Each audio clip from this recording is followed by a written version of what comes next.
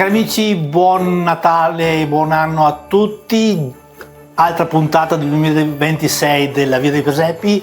Ritorniamo in quel di Silea con il nostro carissimo amico Marco Torresan. Ben ritrovato Marco. Grazie a tutti e buon anno nuovo a tutti i nostri spettatori e visitatori della mostra e buon Natale a tutti di nuovo. E buon Natale anche a te. Marco, una mostra che si rinnova di anno in anno, raccontacela. Siamo arrivati alla 10ª edizione con 160 presepi esposti, abbiamo delle collezioni private e ogni anno abbiamo le associazioni di disabili e di volontariato che partecipano con le loro opere artistiche. È un valore che è aggiunto a questa mostra perché crediamo nel valore del volontariato, delle disabilità e tutto il nostro comporto. Come associazione noi collaboriamo, oltre alla mostra di presepi, anche alle attività di volontariato del territorio comunale di Silea.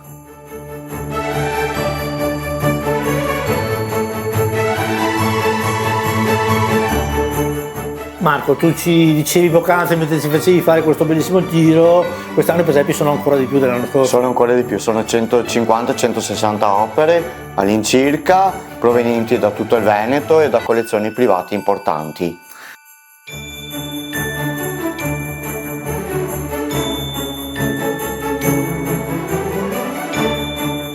Naturalmente ringraziando anche tutti i volontari che ti hanno dato una mano per l'allestimento. Esatto. Noi ti auguriamo tantissimi auguri, però ai telespettatori adesso interessa sapere dove siamo e in che orario venire a visitare dal 3 gennaio in poi. Allora, la mostra è aperta tutti i giorni dalle 9:30 a 12, 15:30, 19:30. È situata presso il Centro Culturale Carlo Tamai, via Roma 81 Silea. L'accesso può anche essere visitato anche dai disabili o portatori di carrozzina che è adibito il locale.